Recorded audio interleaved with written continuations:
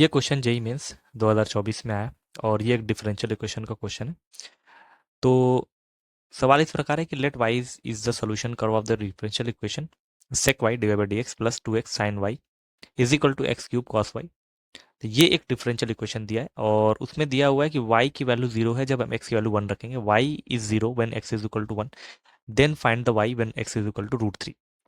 तो हमारे पास एक डिफरेंशियल इक्वेशन दिया है जिसको हम लिख लेते हैं sec y d y by d x plus 2x sine y बराबर एक्स क्यूब कॉस वाई। फिलहाल ये क्वेश्चन या ये अवकल समीकरण जो है सॉल्व होने वाला नहीं लग रहा है, क्योंकि ना तो इसका हम लोग वेरिएबल सेपरेबल कर सकते हैं, सेपरेट कर नहीं पा रहे, और इसका होमोजीनियटी आएगा नहीं, तो होमोजीनियस डिफरेंशियल इक्वेशन है नहीं। और सबसे लास्ट में एक होता है लीनियर डिफरेंशियल इक्वेशन, तो वो भी नहीं बन रहा है फिलहाल। तो उसके लिए क्या करना पड़ेगा, हमको कुछ सोचना पड़ेगा, और क्या है कि यहाँ पे से कॉस वाई हटाया जाए। तो कॉस वाई हटाने के लिए हम लोग क्या करेंगे कि डिवाइड बाई कॉस वाई। तो divide divide by cos y, अगर हम कॉस वाई से डिवाइड करेंगे तो यहाँ पे भी कॉस वाई से डिवाइड करना पड़ेगा, 1/cos सेक होता है, तो ये हो जाएगा sec square y d y by d x plus 2x sine upon cos tan y बराबर एक्स क्यूब। अब यहाँ से एक चीज और दिख रही है कि टैन वाई को अगर हम कुछ मान लेते हैं तो सेक स्क्वायर वाई खत्म हो जाएगा। तो लेट टैन वाई को हम टी मान लेते हैं, ठीक है। तो टैन वाई का अवकलन कर लेते हैं, तो हो जाएगा सेक स्क्वायर वाई, और वाई का अवकलन हो जाएगा d y by d x, और ये हो जाएगा d t upon d x. यहाँ पे एक्स के रेस्पेक्ट में हम डिफ्रेंशिएट कर दिए।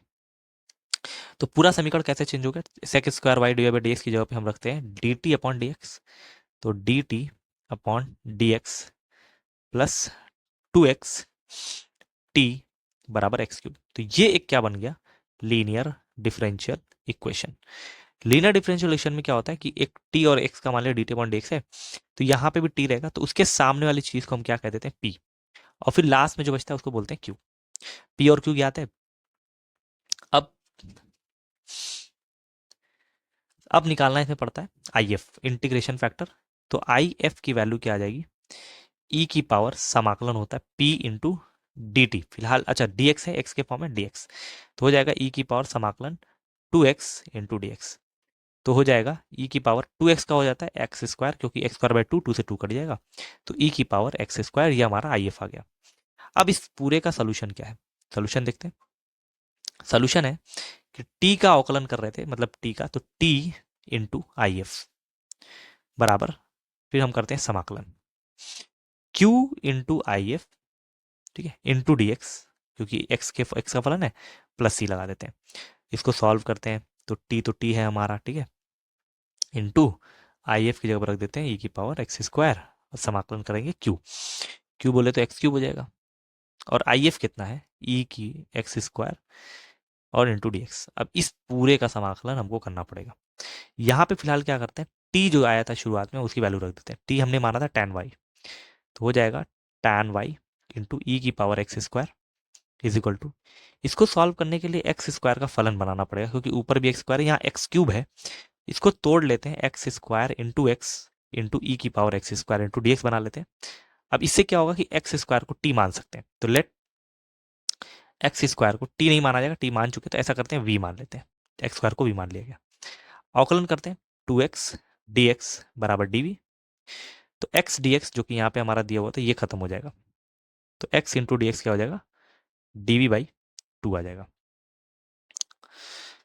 थोड़ा और आगे बढ़ाते हैं सवाल को, तो हो जाएगा टैन वाई इंटू ई का एक्स स्क्वायर बराबर समाकलन एक्स स्क्वायर, तो हो जाएगा टी, और सॉरी वी हो जाएगा, और ई की पावर एक्स स्क्वायर हो जाएगा ई की power we, we into e की पावर वी हो गया, और एक्स इंटू डी एक्स हो जाएगा हमारा डी वी बाई 2 प्लस सी। अब यहाँ पे 1/2 को हम कॉमन ले लेते हैं, और फिर पूरे का समाकलन करते हैं, यहाँ पे जो चीज़ है वो उतरती चली जाएगी। अब v इंटू डी वी, इसका समाकलन क्या होगा, तो समाकलन का मल्टीप्लाई जब होता है जब किसी दो फलन का, तो पहला और दूसरा मानना पड़ता है। तो यहाँ पे v को फर्स्ट फंक्शन माना गया और e की पावर v को सेकंड, तो क्या होता है, पहला दो से का समाकलन फिर से वही होगा e की पावर v, फिर माइनस लगाते हैं, पहले का अवकलन जो कि बना जाएगा, और दूसरे का समाकलन ई वी, ठीक है, इंटू डी वी प्लस सी, ये तो ब्रैकेट बंद करेंगे, बाद में सी लगा देंगे, तो ये हो जाएगा tan y इंटू ई की power x square is equal to 1/2 v into e की पावर v माइनस ई की पावर v का समाकलन आ जाएगा ई की पावर v, अब बाद में प्लस सी। अब यहाँ पे कुछ कॉमन भी आ जाएगा, जैसे ई की पावर v कॉमन ले लेते हैं तो आ जाएगा v माइनस 1 अपॉन का 2 प्लस सी। ये क्या हो गया, tan y इंटू ई का एक्स स्क्वायर। v की वैल्यू रख दिया जाए तो v की वैल्यू क्या है हमारे पास, एक्स स्क्वायर।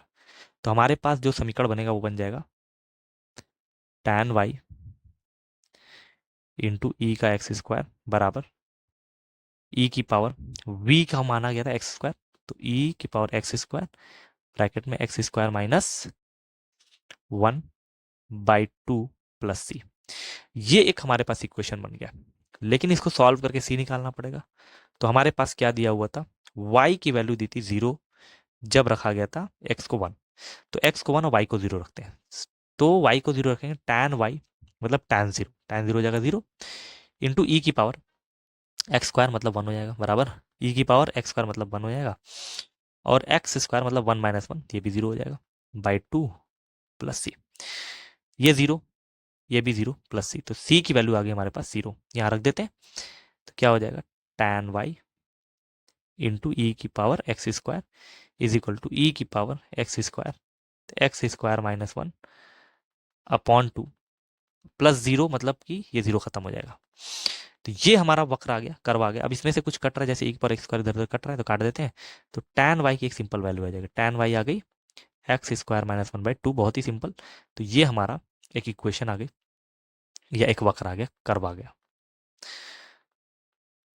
अब इस कर्व की वैल्यू निकालना है, जबकि y बोला था हमसे कि फाइंड y √3, तो x की वैल्यू को हम रखेंगे √3 तो y आ जाएगा। तो लिखते हैं tan y is equal to √3 रखने पे √3 का स्क्वायर 3 होता है, 3 माइनस 1 2/2 1 हो जाएगा। अब बताओ tan y की वैल्यू कब 1 आती है, तो 1 की वैल्यू हो जाएगी, सॉरी y की वैल्यू हो जाएगी, tan की वैल्यू 1 आती है π/4 पे, तो आंसर आ गया π/4। तो ये y आ गया जब हमने x की वैल्यू को √3 रखा, तो यही हमसे क्वेश्चन पूछा था। तो सवाल का आंसर हो गया π/4, जो कि ऑप्शन नंबर डी सही है, π/4। तो हमारा फाइनल आंसर हो गया π/4।